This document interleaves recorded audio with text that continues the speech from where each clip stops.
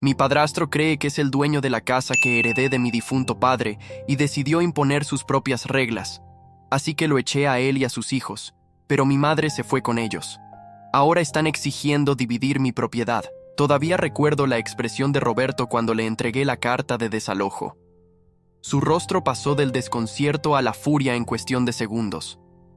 Apretó el papel entre sus manos hasta arrugarlo y me apuntó con el dedo, temblando de rabia. Mi nombre es Carlos Mendoza, tengo 28 años y hasta hace 3 semanas vivía con mi madre Elena, mi padrastro Roberto y sus 2 hijos, Javier y Lucía, en la casa que mi padre me dejó cuando falleció hace 10 años. Mi padre había sido claro en su testamento. La propiedad era exclusivamente mía, aunque mi madre podría vivir allí el tiempo que quisiera. Roberto entró en nuestras vidas cuando yo tenía 16 años. Al principio parecía un buen hombre, trataba bien a mi madre y era cordial conmigo.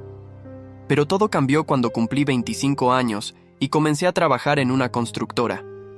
De repente, Roberto empezó a comportarse como el dueño absoluto de mi casa. Primero fueron cosas pequeñas, mover mis pertenencias sin consultarme, usar mi estudio para sus reuniones de trabajo, invitar a sus amigos los fines de semana sin avisarme. Luego vinieron las prohibiciones. No podía tener visitas después de las 9 de la noche, debía pedir permiso para usar el jardín los domingos. Incluso instaló cámaras en áreas comunes, por seguridad. Tu padre querría que cuidara de esta casa como si fuera mía, me dijo un día cuando le reclamé. Esa frase me hirvió la sangre. Mi padre jamás hubiera aprobado que este hombre me tratara como un inquilino en mi propia casa. El punto de quiebre llegó cuando encontré que había vaciado el trastero donde guardaba las pertenencias de mi padre, sus libros, su colección de relojes antiguos, álbumes de fotos de nuestra familia, todo tirado o donado porque ocupaba espacio innecesario. ¿Dónde están las cosas de mi padre?, le pregunté, intentando controlar mi voz. Las doné a la caridad. Ya era hora de deshacernos de esa basura vieja, respondió sin siquiera mirarme, concentrado en su teléfono. ¿Con qué derecho tocas las pertenencias de mi padre? Mi voz temblaba. Con el derecho que me da ser el hombre de esta casa. Deberías agradecerme por mantener este lugar en pie todos estos años. Esa noche no pude dormir. Sentía que cada día que pasaba, Roberto borraba más la presencia de mi padre de lo que era su hogar, mi herencia. A la mañana siguiente, tomé una decisión. Revisaría el testamento y los documentos de propiedad para entender exactamente cuáles eran mis derechos. El abogado fue claro. La casa era legalmente mía, sin condiciones ni restricciones, excepto el derecho de mi madre a vivir allí. Roberto no tenía derecho legal alguno sobre la propiedad. ¿Puedo pedirles que se vayan?, pregunté al abogado. Absolutamente. Es tu propiedad y puedes decidir quién vive en ella, excepto tu madre. Con su ayuda, redacté una carta formal solicitando a Roberto y sus hijos que desalojaran la casa en un plazo de 15 días. Cuando se la entregué, su reacción fue exactamente la que esperaba. Incredulidad seguida de furia. «¡Te has vuelto loco!», gritó. «¡No puedes echarnos! Esta casa es tanto mía como tuya». «No, Roberto, esta casa nunca ha sido tuya.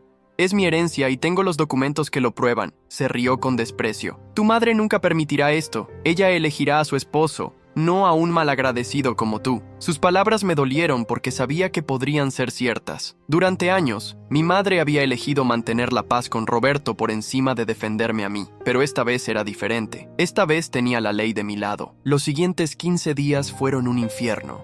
Roberto manipuló a mi madre, diciéndole que yo los estaba dejando en la calle, que era un desagradecido después de todo lo que él había invertido en la casa.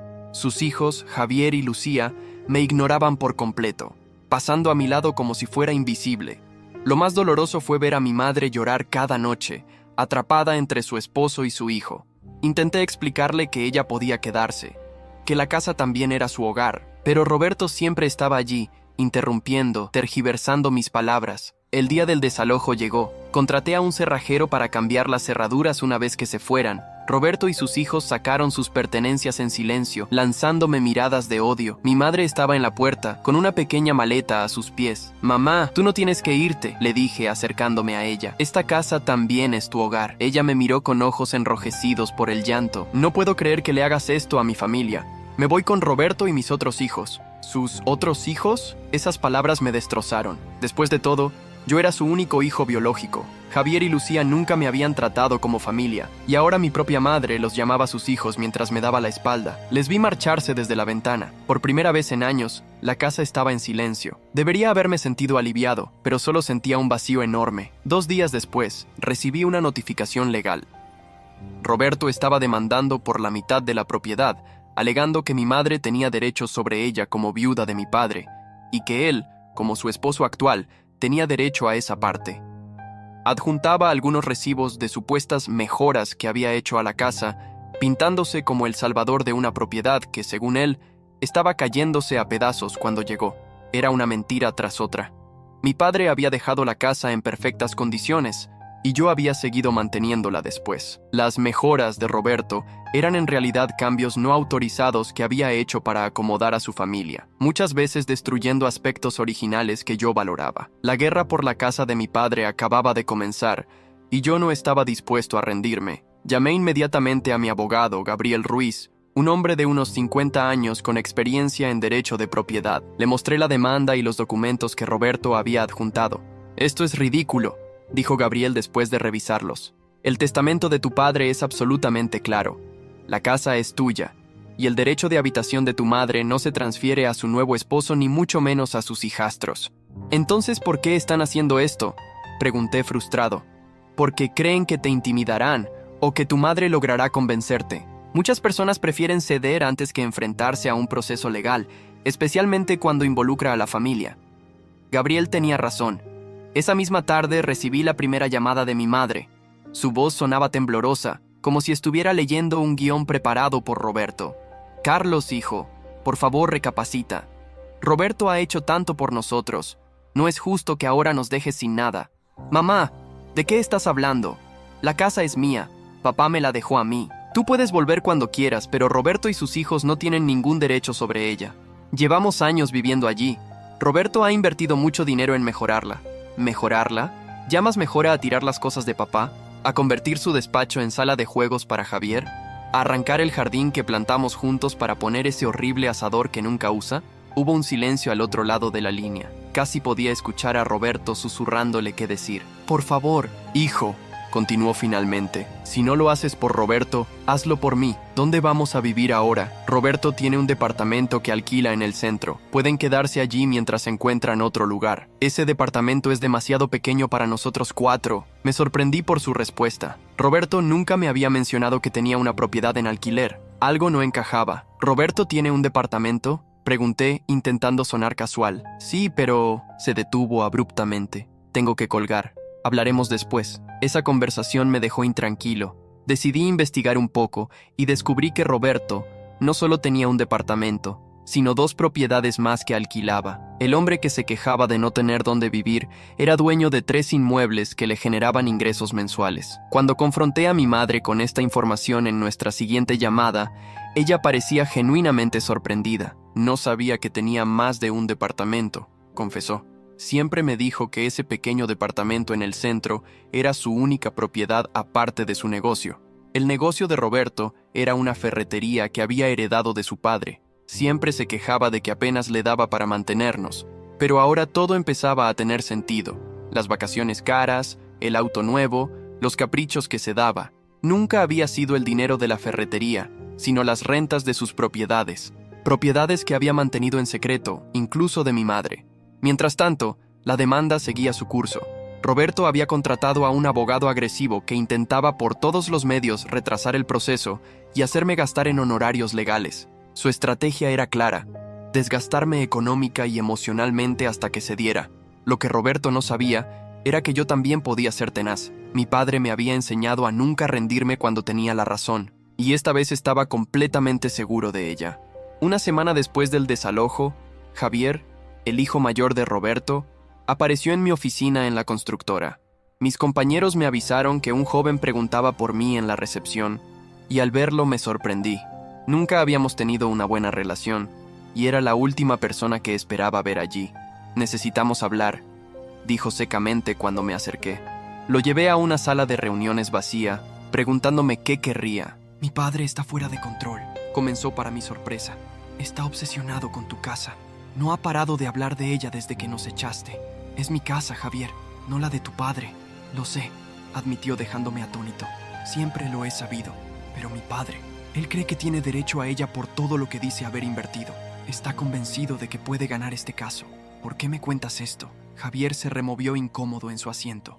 Porque está arrastrando a tu madre en esto. Y ella no está bien. No come, casi no duerme. Está atrapada entre ustedes dos y no sabe qué hacer. Me sorprendió su preocupación por mi madre. Nunca había mostrado mucho afecto hacia ella. Mira, no quiero conflictos, continuó. Solo quiero que esto termine para que todos podamos seguir con nuestras vidas. Mi padre no va a retroceder, pero tal vez podríamos llegar a algún tipo de acuerdo. ¿Qué tipo de acuerdo? No lo sé. Algo como, quizás una compensación por las mejoras que hizo en la casa. Negué con la cabeza. Tu padre no mejoró nada.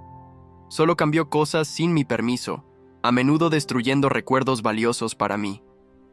Aún así, ha vivido allí por años y... ¿Y qué? ¿Eso le da derecho a reclamar mi propiedad? ¿Acaso yo le estoy reclamando las rentas que debería haberme pagado por vivir en mi casa todos estos años? Javier se quedó callado, pero su expresión me dijo que había dado en el clavo. Ahí estaba el verdadero motivo.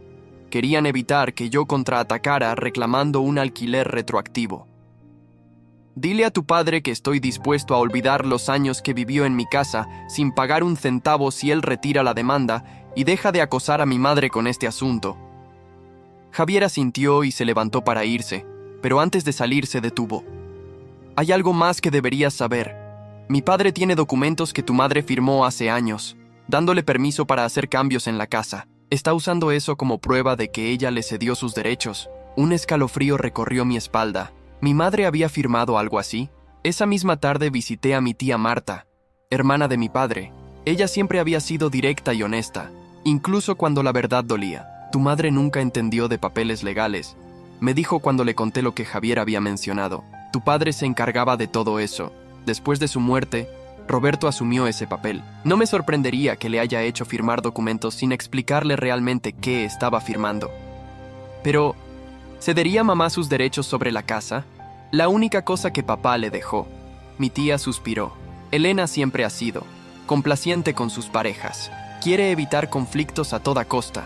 Si Roberto le dijo que era un simple trámite, probablemente firmó sin cuestionar. Sus palabras me entristecieron.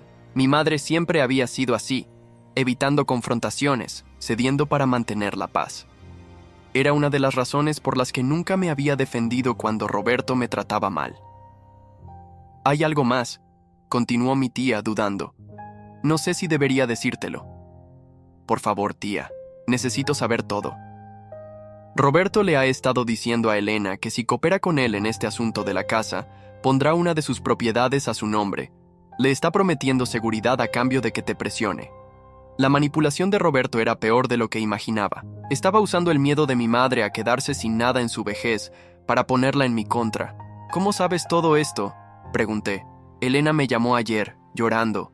Está destrozada, Carlos. Siente que está traicionándote, pero también tiene miedo de quedarse en la calle si Roberto decide dejarla. Ahora entendía mejor la situación. Mi madre estaba atrapada en la manipulación de Roberto, quien la había convencido de que yo era el villano que los había dejado sin hogar, mientras él se presentaba como su salvador, ofreciéndole una seguridad que en realidad nunca le había dado. Cuando regresé a casa esa noche, me encontré con una notificación pegada en mi puerta. Roberto había conseguido una orden judicial provisional que me prohibía vender o modificar la propiedad hasta que se resolviera la demanda. La guerra por la casa de mi padre se intensificaba, y yo acababa de descubrir que mi oponente no solo era manipulador, sino que había estado preparando este golpe durante años. La notificación judicial me dejó claro que Roberto estaba dispuesto a todo. Llamé a Gabriel inmediatamente para entender qué significaba exactamente esa orden. Es un movimiento preventivo, me explicó. No pueden quitarte la casa con esto. Solo impedir que la vendas o hagas cambios estructurales mientras dura el proceso. Es una táctica habitual para presionar al propietario. ¿Qué hacemos ahora? Contraatacar. Vamos a solicitar al juez que revise los documentos que supuestamente firmó tu madre. Si fueron obtenidos mediante engaño o coacción, no tendrán validez legal. Al día siguiente, mientras salía para el trabajo, encontré a Lucía, la hija de Roberto, esperándome junto a mi auto. A diferencia de la visita sorpresa de Javier, su presencia no parecía amistosa. Mi padre va a quedarse con esta casa, dijo sin saludar. Siempre consigue lo que quiere. Deberías saberlo ya. ¿Has venido solo para decirme eso? He venido a advertirte. Esta pelea está destrozando a Elena. Si realmente te importara tu madre, cederías y acabarías con su sufrimiento. Me acerqué a ella, manteniendo la calma. Si a Roberto realmente le importara mi madre, no la estaría usando como peón en esta batalla. Tiene 3 propiedades, Lucía. 3. Y aún así quiere quitarme la única que tengo. Esas propiedades son su seguridad. Su jubilación, respondió, aunque noté un titubeo en su voz. ¿Y qué hay de mi seguridad? Esta casa es todo lo que mi padre me dejó. Es mi herencia, mi hogar, mi recuerdo de él. Lucía me miró fijamente. Por un momento, creí ver una grieta en su hostilidad. Mi padre dice que tu madre le cedió sus derechos, dijo finalmente. ¿Y tú le crees? ¿Crees que mi madre renunciaría voluntariamente a la única conexión que le queda con mi padre? No respondió, pero su silencio fue elocuente. También ella tenía dudas. Mira, Lucía, no quiero ser tu enemigo. No tengo nada contra ti ni contra Javier. Mi problema es con Roberto y su forma de actuar. Para mí, atacar a mi padre es atacarme a mí, respondió, recuperando su tono hostil. No esperes que me ponga de tu lado. Se marchó sin decir más, pero nuestra conversación me dejó pensando. Tanto Javier como Lucía parecían tener fisuras en su lealtad hacia Roberto. Quizás ellos tampoco estaban completamente convencidos de la justicia de sus acciones. Esa tarde, Gabriel me llamó con noticias. Tenemos una audiencia preliminar en 2 semanas. He solicitado que tu madre esté presente para aclarar el asunto de los documentos. No sé si vendrá, confesé. Apenas me habla, y cuando lo hace, parece recitar lo que Roberto le dice que diga. Necesitamos que venga, Carlos. Su testimonio es crucial. Si confirma que firmó esos papeles sin entender lo que significaban, tendremos un caso sólido. Decidí visitar a mi madre. Roberto no me dejaría entrar a su casa, así que le pedí a mi tía Marta que organizara un encuentro en su casa. Al principio, mi madre se negó, pero Marta insistió tanto que finalmente accedió. Cuando llegué, mi madre estaba sentada en el sofá, con aspecto cansado y nervioso. Me dolió verla así. «Hola, mamá», dije suavemente. «Carlos», respondió sin mirarme directamente. Mi tía se excusó para dejarnos hablar en privado. Me senté frente a mi madre buscando las palabras adecuadas. «Te echo de menos», dije finalmente. «La casa no es lo mismo sin ti». «Entonces, ¿por qué nos echaste?». Su voz temblaba. «No te eché a ti, mamá. Te pedí que te quedaras. Eché a Roberto porque estaba apoderándose de algo que no le pertenece, algo que papá dejó para mí. Roberto ha cuidado de nosotros todos estos años». «No, mamá. Roberto ha vivido a costa de nosotros. En mi casa, sin pagar nada, mientras cobraba rentas por sus otras propiedades. Propiedades que te ocultó». Su expresión cambió. «No te creo». Saqué mi teléfono y le mostré las fotos de los registros de propiedad que había conseguido.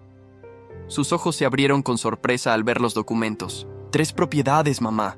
Y según estos registros, las tiene desde antes de casarse contigo». Eso no puede ser cierto», balbuceó, pero vi la duda en sus ojos.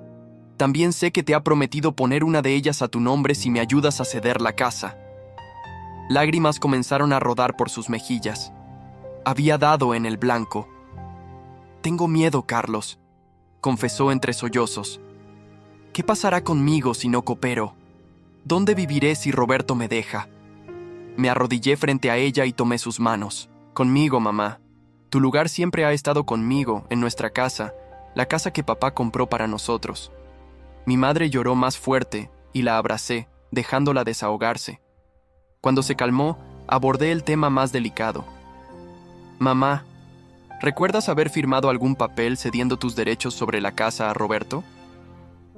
Se quedó pensativa, secándose las lágrimas. «Firmé muchos papeles después de que tu padre muriera. Roberto decía que eran para arreglar temas legales, impuestos. No entendía bien, confiaba en él. ¿Te explicó exactamente qué estabas firmando?» «No realmente, solo decía, firma aquí, Elena, y yo lo hacía». Exactamente como había sospechado. Roberto había abusado de la confianza de mi madre.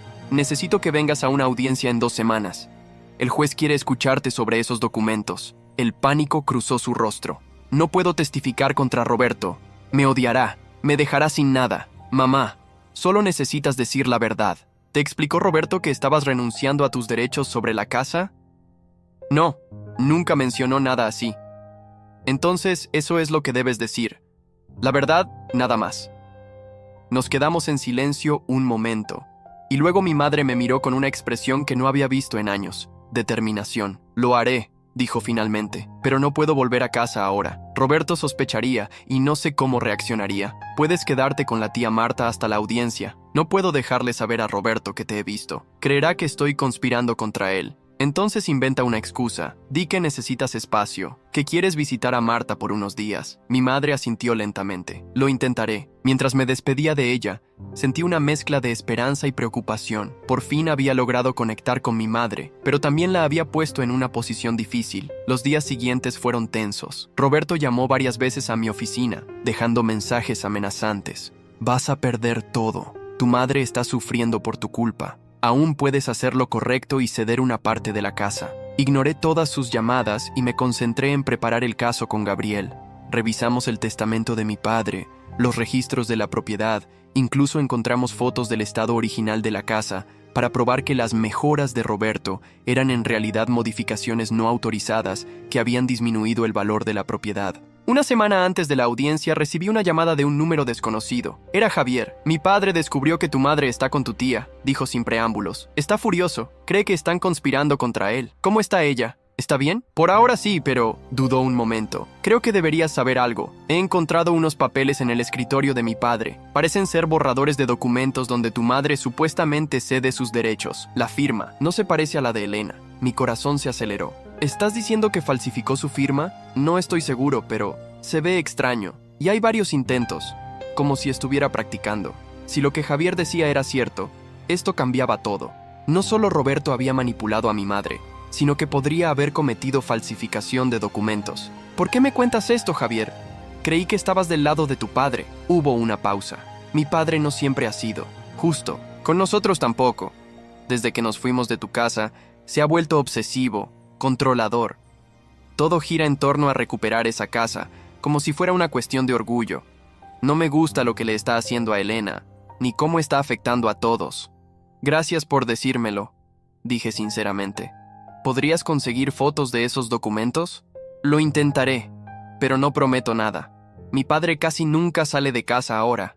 Después de colgar, llamé inmediatamente a Gabriel para contarle lo que había descubierto. Si podemos probar que falsificó la firma de tu madre, esto pasará de ser un simple conflicto civil a un caso de fraude, dijo Gabriel. Pero necesitamos esas pruebas. ¿Y si no conseguimos las fotos? Aún tenemos el testimonio de tu madre. Si ella niega haber firmado esos documentos específicos, el juez ordenará un peritaje caligráfico. La noche anterior a la audiencia, recibí un mensaje de Javier con varias fotos adjuntas.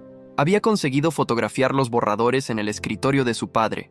Efectivamente, había varios intentos de copiar la firma de mi madre, cada uno ligeramente diferente. Le reenvié las imágenes a Gabriel, quien respondió de inmediato: esto es oro. Nos vemos mañana en el juzgado. Esa noche apenas pude dormir. Todo se decidiría al día siguiente. O recuperaría definitivamente mi casa y a mi madre, o Roberto ganaría y perdería el último vínculo que me quedaba con mi padre. El día de la audiencia amaneció nublado, como presagiando la tormenta que se avecinaba. Llegué al juzgado una hora antes, nervioso pero decidido. Gabriel ya estaba allí, repasando los documentos. ¿Mi madre ha llegado?, pregunté, preocupado de que Roberto hubiera logrado convencerla de no asistir. Aún no, pero tu tía me llamó hace unos minutos. Vienen en camino. Media hora después, vi entrar a mi madre acompañada por mi tía Marta. Se veía pálida y asustada, pero cuando nuestras miradas se cruzaron, me dio una pequeña sonrisa que me llenó de esperanza. Roberto llegó minutos después, acompañado por su abogado, y sorprendentemente, solo por Lucía. Javier no estaba con ellos. Roberto me lanzó una mirada furiosa cuando me vio junto a mi madre, y le susurró algo a su abogado. Entramos a la sala donde se llevaría a cabo la audiencia preliminar.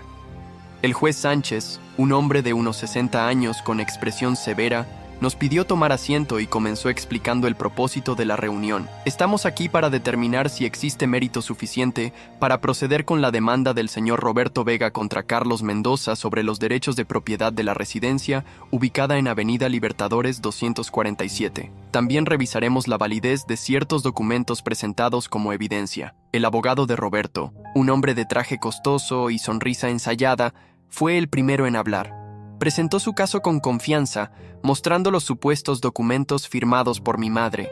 Como pueden ver, su señoría, Elena Mendoza, viuda de Mendoza y actual esposa de mi cliente, cedió sus derechos habitacionales y aceptó que el señor Vega realizara mejoras significativas en la propiedad, convirtiéndose en parte interesada legítima. Gabriel escuchó pacientemente, tomando notas. Cuando fue su turno, se levantó con calma. Su señoría, la defensa sostiene que estos documentos son completamente fraudulentos. La señora Elena nunca entendió lo que estaba firmando, si es que realmente firmó algo. Tenemos razones para creer que su firma fue falsificada. El abogado de Roberto protestó inmediatamente. Objeción.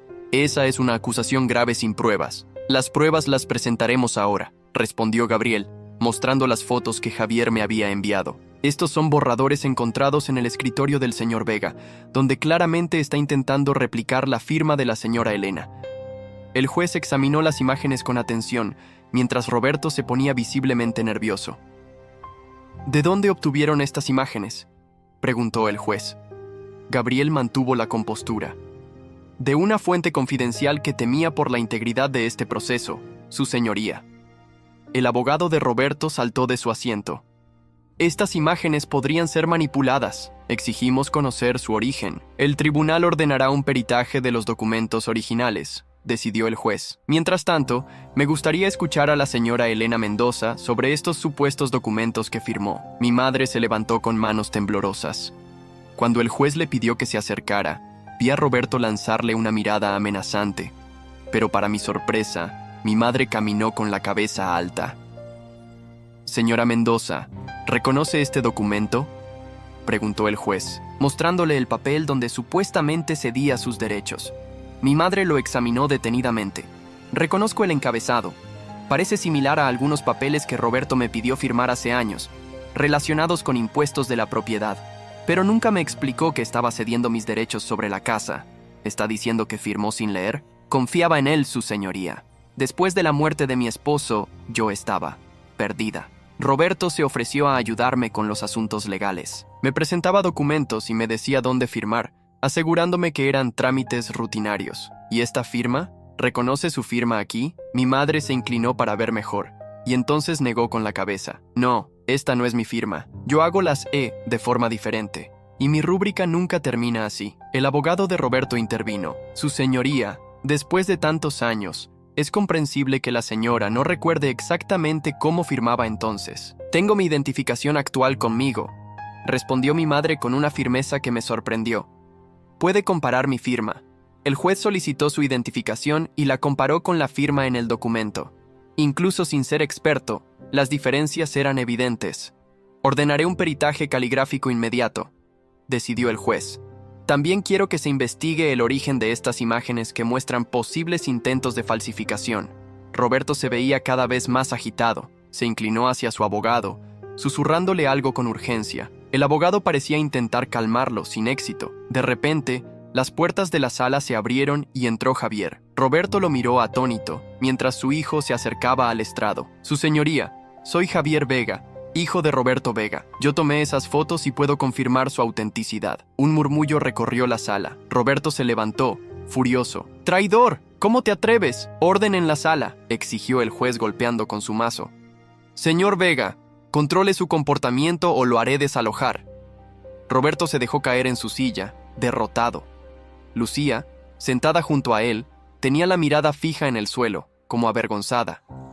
Joven Vega, ¿está dispuesto a testificar bajo juramento sobre el origen de esas imágenes?, preguntó el juez. Sí, su señoría, respondió Javier firmemente. Las tomé hace 2 días del escritorio de mi padre, donde encontré varios borradores intentando copiar la firma de Elena. También puedo confirmar que mi padre nunca le explicó a Elena que estaba firmando documentos para ceder sus derechos sobre la casa. ¡Eso es mentira!, gritó Roberto, incapaz de contenerse. Ella sabía perfectamente lo que firmaba. Señor Vega, Esta es su última advertencia, dijo el juez severamente. Si sigue interrumpiendo, tendré que desalojarlo. El abogado de Roberto, viendo cómo se desmoronaba su caso, intentó una última estrategia. Su señoría, independientemente de la validez de estos documentos específicos, mi cliente ha invertido considerables recursos en la propiedad durante años, aumentando significativamente su valor. Sería injusto no reconocer su aporte. Gabriel contraatacó rápidamente. Su señoría, tenemos pruebas de que las modificaciones realizadas por el señor Vega fueron no solo no autorizadas por el legítimo propietario, mi cliente, sino que en realidad disminuyeron el valor de la propiedad al eliminar características originales valiosas. Presentó fotografías del antes y después de la casa, mostrando cómo Roberto había eliminado elementos arquitectónicos clásicos, arrancado el jardín diseñado profesionalmente para poner un asador de cemento y subdividido espacios elegantes para crear habitaciones adicionales mal construidas. Además, continuó Gabriel, si vamos a hablar de compensaciones económicas, mi cliente estaría en su derecho de reclamar un alquiler retroactivo por los años que el señor Vega y sus hijos vivieron en la propiedad sin pagar un centavo. Calculó rápidamente una cifra basada en el valor de mercado, que resultó ser considerablemente mayor que cualquier supuesta inversión que Roberto hubiera hecho. Roberto perdió completamente los estribos, se levantó de un salto y comenzó a gritar: «¡Esto es un complot! ¡Han comprado a mi propio hijo! Elena, diles la verdad. Diles que me cediste tus derechos voluntariamente». El juez ordenó a los oficiales que lo contuvieran. Mientras lo escoltaban fuera de la sala, Roberto seguía gritando amenazas, ahora dirigidas también a Javier. «¡Me las pagarás! ¡Todos me las pagarán! ¡Esa casa debería ser mía!». Una vez restaurado el orden, el juez dictaminó suspender la audiencia hasta completar el peritaje caligráfico, pero dejó claras sus impresiones preliminares. Basado en lo que he visto hoy, hay serias dudas sobre la validez de los documentos presentados por el señor Vega. Si se confirma la falsificación, esto pasará de ser un caso civil a uno penal. Mientras tanto, la orden que impide al señor Mendoza disponer de la propiedad queda levantada, y se mantiene su derecho como único propietario legítimo. Cuando salimos de la sala, sentí como si un peso enorme se levantara de mis hombros. Abracé a mi madre, quien lloraba silenciosamente. «Lo siento tanto, hijo», dijo entre sollozos. «Debí haberte apoyado desde el principio. Tu padre estaría tan decepcionado de mí. No digas eso, mamá. Lo importante es que ahora estamos juntos de nuevo». Javier se acercó a nosotros, incómodo pero decidido. «Quiero que sepan que lamento todo esto. Mi padre, él no siempre fue así. Algo cambió en él en los últimos años. Se volvió obsesivo con poseer cosas, con demostrar su poder. Gracias por tu valentía hoy», le dije sinceramente. «Sé que no debe haber sido fácil testificar contra tu propio padre». «No lo fue», admitió. «Pero era lo correcto. Elena no merecía ser manipulada así, y tú no merecías perder la casa de tu padre». Noté que Lucía nos observaba desde lejos, con expresión conflictiva. Cuando nuestras miradas se cruzaron, desvió la vista rápidamente y salió apresurada tras el abogado de su padre. Gabriel se acercó, guardando sus documentos. «Esto aún no ha terminado, pero hoy hemos dado un gran paso. El peritaje confirmará la falsificación, y entonces Roberto tendrá problemas mucho más serios que perder esta demanda». «¿Qué pasará con él?», preguntó mi madre, preocupada a pesar de todo. «Dependerá de si decidimos presentar cargos por falsificación y fraude», respondió Gabriel. «Esa será una decisión que tendrás que tomar, Carlos». No tenía respuesta en ese momento. Parte de mí quería que Roberto pagara por todo el daño que había causado, pero otra parte solo quería terminar con todo este asunto y seguir adelante con mi vida. Al salir del juzgado, nos encontramos con una ligera llovizna. Mi madre se aferró a mi brazo, como solía hacer cuando yo era niño. «¿Puedo volver a casa, hijo?», preguntó con voz temblorosa.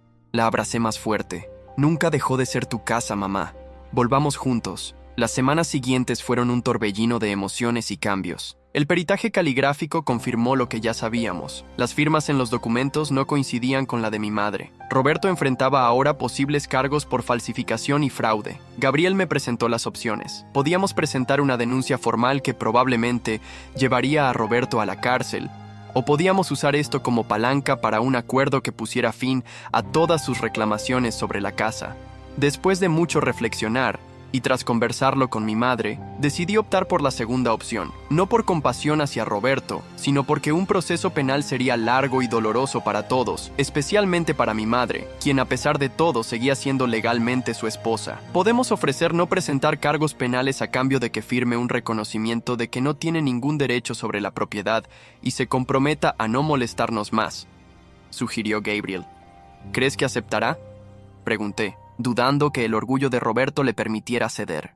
Con la evidencia que tenemos y lo que se enfrenta si vamos a lo penal, sería un tonto si no lo hiciera. Su abogado seguramente se lo aconsejará.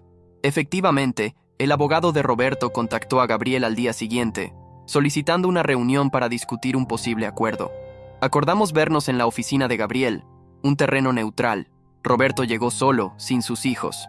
Se veía diferente, ojeroso, desaliñado, con la barba de varios días. La furia había dado paso a una especie de resignación amarga. Mi cliente está dispuesto a renunciar a cualquier reclamación sobre la propiedad, comenzó su abogado sin preámbulos, a cambio de que no se presenten cargos por falsificación. También necesitamos un reconocimiento escrito de que obtuvo esas firmas mediante engaño, respondió Gabriel, y un compromiso de no contactar a Carlos ni a Elena sin su consentimiento expreso. Roberto, que había permanecido en silencio hasta entonces, finalmente habló. ¿Dónde va a vivir Elena? Sigue siendo mi esposa.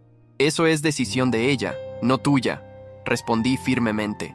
Y dado que tienes 3 propiedades que ocultaste durante años, no creo que tengas problemas para encontrar dónde vivir.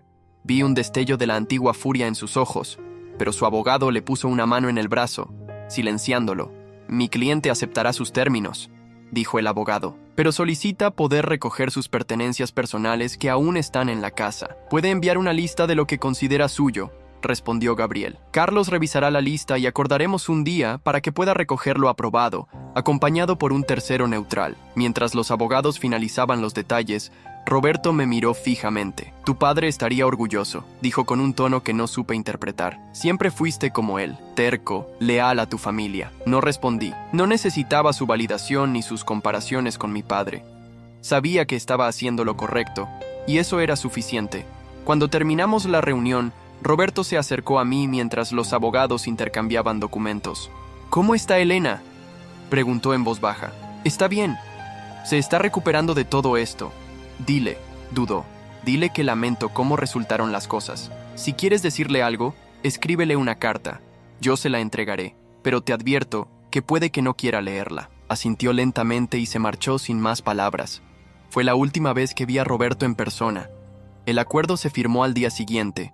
Roberto renunció legalmente a cualquier reclamación sobre la casa, reconociendo que había manipulado documentos para intentar apropiarse de ella. A cambio, no presentamos cargos penales contra él. Mi madre decidió iniciar los trámites de divorcio. No fue una decisión fácil para ella, después de tantos años, pero sentía que era necesaria para seguir adelante. Nunca me di cuenta de lo controlador que era. Me confesó una noche mientras cenábamos en nuestra casa, ahora tranquila y pacífica. Siempre decía que lo hacía por mi bien, que yo no sabía manejar asuntos financieros o legales, y yo lo creí. No es tu culpa, mamá.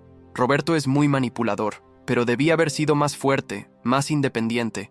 Tu padre nunca me trató así. Siempre me consideró su igual, me consultaba todo. Esa noche, por primera vez en años, mi madre habló extensamente sobre mi padre, historias que yo conocía y otras nuevas, detalles de su relación, anécdotas de cuando yo era pequeño. Fue como recuperar una parte de él que había estado dormida durante todo el tiempo que Roberto estuvo en nuestras vidas. 2 semanas después, recibimos noticias de Javier. Tras testificar contra su padre, la relación entre ellos se había roto por completo. Roberto lo había desheredado y expulsado de su casa. Javier estaba buscando un apartamento para alquilar. ¿Crees que podríamos ayudarlo?, preguntó mi madre sorprendiéndome. Después de todo, él nos ayudó cuando lo necesitábamos. Tenía razón. Le ofrecimos a Javier el sótano que yo había acondicionado como mi espacio personal, ahora que yo había vuelto a mi antigua habitación.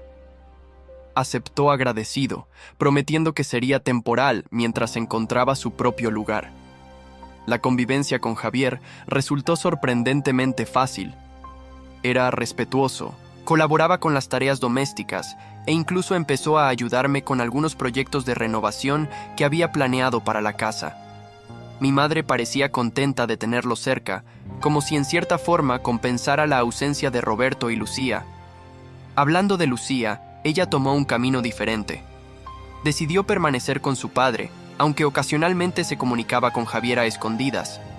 Según él, ella también tenía dudas sobre lo que Roberto había hecho, pero su lealtad familiar era más fuerte que su sentido de justicia. Un mes después del acuerdo, recibimos una carta de Roberto dirigida a mi madre. Como había prometido, se la entregué sin abrirla. Ella la leyó en privado y nunca me comentó su contenido, pero noté que después de eso parecía más tranquila, como si hubiera cerrado un capítulo de su vida. El proceso de divorcio avanzaba lentamente. Roberto no lo estaba impugnando, pero tampoco facilitaba las cosas. Mi madre, sin embargo, mostraba una fortaleza que no le había visto en años. Tomó clases de finanzas personales, comenzó a involucrarse más en la administración de la casa e incluso consiguió un trabajo de medio tiempo en una librería del barrio. Nunca es tarde para empezar de nuevo, me dijo cuando le pregunté por qué había decidido trabajar a sus 55 años. Tu padre siempre decía que la independencia económica era la base de la libertad personal. Ahora entiendo a qué se refería. Mientras tanto, yo seguía con mi trabajo en la constructora, pero con una nueva perspectiva. Esta batalla por la casa de mi padre me había enseñado la importancia de valorar lo que tenemos y protegerlo. Comencé a interesarme más por temas legales relacionados con propiedades. Incluso consideré estudiar derecho en mis tiempos libres. Un día, revisando unos viejos álbumes de fotos con mi madre, encontramos planos originales de la casa que mi padre había guardado. Me di cuenta de que algunas de las modificaciones que Roberto había hecho habían alterado significativamente la estructura original, eliminando detalles arquitectónicos que mi padre había valorado especialmente. Tu padre pasó meses diseñando esta casa con el arquitecto, recordó mi madre, acariciando los planos con nostalgia. Cada detalle tenía un propósito, una historia. Fue entonces cuando decidí emprender un proyecto ambicioso, restaurar la casa a su diseño original, recuperando la visión de mi padre. Gracias a mis contactos en la constructora, pude conseguir materiales a buen precio y profesionales dispuestos a ayudarme en su tiempo libre. Javier, sorprendentemente, se ofreció a colaborar. Resultó ser hábil con las manos y dispuesto a aprender. Trabajábamos juntos los fines de semana, derribando las paredes que Roberto había añadido, restaurando molduras, recuperando espacios. Nunca entendí por qué mi padre insistía tanto en cambiar todo, comentó Javier un día mientras lijábamos el marco de una puerta original que habíamos encontrado en el garaje. Ahora veo que la casa ya era perfecta como estaba. Mi madre también participaba a su manera, investigando sobre los colores originales, los materiales, incluso contactando con antiguos amigos de mi padre que pudieran tener fotos de cómo era la casa antes. Durante una de estas restauraciones, hicimos un descubrimiento inesperado. Al retirar un falso techo que Roberto había instalado en el despacho de mi padre, encontramos una pequeña caja de metal empotrada en la pared original. Dentro había documentos, cartas y un pequeño cuaderno que resultó ser el diario de mi padre. Mi madre lloró al verlo. No sabía que llevaba un diario. David siempre fue reservado con sus pensamientos más íntimos. Decidimos leerlo juntos esa noche, después de la cena. Las páginas estaban llenas de reflexiones sobre la vida, sobre su amor por mi madre y por mí, sus esperanzas para nuestro futuro. Las entradas finales, escritas cuando ya sabía que estaba enfermo, hablaban específicamente de la casa. Esta casa es mi legado para Carlos, había escrito. No solo es un techo, sino un símbolo de todo lo que he trabajado y soñado. Espero que algún día la comparta con su propia familia, que llene estas habitaciones con las risas que yo no podré escuchar. Elena podrá vivir aquí el tiempo que desee, pero la casa debe ser de Carlos. Él sabrá honrar su historia y construir su futuro sobre estos cimientos. Estas palabras confirmaron lo que siempre había sentido, que defender la casa no era solo una cuestión de propiedad, sino de honor a la memoria y los deseos de mi padre. Unos días después, recibimos una visita inesperada de Lucía. Estaba nerviosa, claramente incómoda, pero decidida. Había dejado la casa de Roberto después de una fuerte discusión. «Ha cambiado», nos explicó mientras tomábamos café en la cocina. «Se ha vuelto amargado, obsesivo. Sigue hablando de esta casa, de cómo se la robaron, de que algún día la recuperará». «¿Te ha enviado él a espiar?», preguntó Javier suspicaz. «No», respondió ella con firmeza. «He venido porque necesito alejarme de él por un tiempo. aclarar mis ideas y por qué. Dudó un momento. Quería disculparme, especialmente contigo. Elena, te tratamos muy mal. Mi madre, siempre compasiva, le tomó la mano. Todos cometemos errores, Lucía. Lo importante es reconocerlos y aprender de ellos. Le ofrecimos quedarse unos días, hasta que decidiera qué hacer. Al principio, la convivencia fue tensa. Lucía y yo apenas habíamos intercambiado palabras amables en el pasado, y la desconfianza no desaparece de la noche a la mañana. Pero con el tiempo, empezó a integrarse en nuestra pequeña comunidad. Una tarde, mientras continuábamos con las renovaciones, Lucía me encontró observando unas fotografías antiguas de la casa. Era hermosa, comentó, mirando por encima de mi hombro. No entiendo por qué mi padre insistió tanto en cambiarla. Creo que necesitaba borrar la presencia de mi padre, respondí. Hacer suyo lo que nunca le perteneció. Lucía asintió pensativa. Siempre ha sido así. Necesita controlar todo, poseerlo, incluidas las personas. Por primera vez, tuve una conversación sincera con ella. Me contó cómo había sido crecer con Roberto como padre, las altas expectativas, los castigos cuando no cumplían sus estándares, la manipulación constante. Javier siempre fue más rebelde, explicó. Yo intentaba complacerlo, ser la hija perfecta. Solo ahora me doy cuenta de lo tóxico que era. Para mi sorpresa, Lucía decidió quedarse más tiempo del previsto. Encontró trabajo en una cafetería cercana y comenzó a contribuir a los gastos de la casa. También se unió a nuestro proyecto de restauración, mostrando un talento especial para los detalles decorativos. 6 meses después del acuerdo legal, la transformación de la casa estaba casi completa. Habíamos restaurado la estructura original, recuperado los espacios abiertos que mi padre había diseñado, incluso reconstruido el jardín según los planos originales. Solo faltaba un elemento, el gran vitral que presidía la escalera principal, que Roberto había sustituido por una ventana común. Encontrar un artesano capaz de recrear ese vitral específico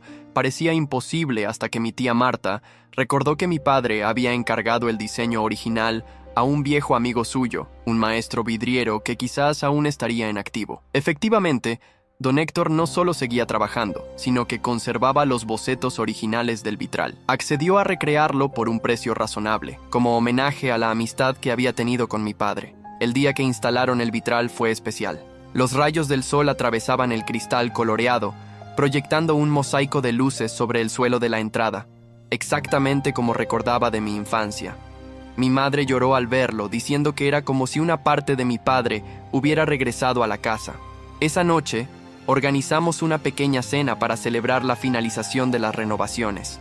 Estábamos todos, mi madre, mi tía Marta, Javier, Lucía, incluso Gabriel, que se había convertido en un amigo además de nuestro abogado. Fue una velada llena de risas y recuerdos. Brindo por David, dijo mi tía Marta levantando su copa, por su visión, su legado y por la familia que ha logrado crear. Incluso después de su partida, todos alzamos nuestras copas, unidos en ese momento por algo más fuerte que la sangre o los documentos legales, el respeto por la memoria de mi padre y el hogar que había construido. Al día siguiente, recibimos noticias sobre Roberto. Según nos contó Lucía, había vendido 2 de sus propiedades y estaba planeando mudarse a otra ciudad. Su obsesión con nuestra casa parecía haber disminuido, reemplazada por el deseo de empezar de nuevo lejos de los recuerdos de su derrota. El divorcio de mis padres finalmente se concretó. Mi madre, ahora legalmente soltera, parecía haber rejuvenecido. Su trabajo en la librería la apasionaba. Había hecho nuevos amigos, incluso había comenzado a tomar clases de pintura, un hobby que había abandonado al casarse con Roberto. Javier decidió volver a la universidad para terminar sus estudios de arquitectura, inspirado por nuestro proyecto de restauración. Lucía, para sorpresa de todos, se interesó por el derecho, impresionada por cómo Gabriel había manejado nuestro caso. En cuanto a mí, la lucha por la casa de mi padre me había cambiado profundamente. Comprendí que a veces, defender lo que es justo requiere enfrentarse incluso a quienes deberían apoyarte, que el verdadero valor de una herencia no está en su precio de mercado, sino en las memorias y principios que representa. Un año después del acuerdo con Roberto, la casa no solo había recuperado su esplendor original, sino que se había llenado de nueva vida. Ya no era el campo de batalla de una guerra familiar, sino un hogar donde diferentes personas habían encontrado refugio y propósito. Una tarde, mientras tomábamos café en el jardín restaurado, mi madre me hizo una pregunta que me tomó por sorpresa. ¿Te arrepientes de haber echado a Roberto? Lo pensé un momento antes de responder. No, siento que hayas tenido que pasar por todo esto, pero no me arrepiento de haber defendido lo que mi padre quería para nosotros. Ella asintió, contemplando las flores que acabábamos de plantar. Yo tampoco me arrepiento. A veces necesitamos perder algo para darnos cuenta de lo que realmente importa. En ese momento, con el sol poniente iluminando el jardín que mi padre había diseñado, entendí que nuestra batalla había sido por algo más que ladrillos y terreno. Había sido por preservar un legado, por honrar promesas, por reclamar no solo una propiedad, sino nuestra dignidad y autonomía. La casa que mi padre nos había dejado finalmente era nuestra en todos los sentidos, no solo legalmente, sino espiritualmente. Habíamos luchado por ella, la habíamos restaurado, y ahora estábamos llenándola de nuevos recuerdos, nuevos sueños, nuevas posibilidades. Y eso, más que cualquier documento o título de propiedad, era el verdadero valor de mi herencia. Han pasado 3 años desde que terminamos la restauración de la casa. La vida ha seguido su curso, trayendo cambios que nunca hubiera imaginado cuando comenzó esta historia. Mi madre continúa trabajando en la librería, ahora como encargada. Ha florecido en su independencia, formando un círculo de amigos y dedicándose a sus propios intereses. A veces la sorprendo mirando viejas fotografías de mi padre, pero ya no con tristeza, sino con una especie de gratitud serena por el tiempo que compartieron. Javier se graduó en arquitectura y ahora trabaja en un prestigioso estudio. Hace poco compró su propio apartamento, pero sigue visitándonos regularmente para las cenas de los domingos que se han convertido en tradición. Lucía terminó su primer año de Derecho con excelentes calificaciones. Sueña con especializarse en Derecho familiar para ayudar a personas en situaciones similares a la que nosotros vivimos. Aunque se mudó a una residencia universitaria, considera nuestra casa como su segundo hogar. En cuanto a Roberto, sabemos poco. Se trasladó a la costa como planeaba y, según nos contó un conocido común, ha rehecho su vida con una nueva pareja.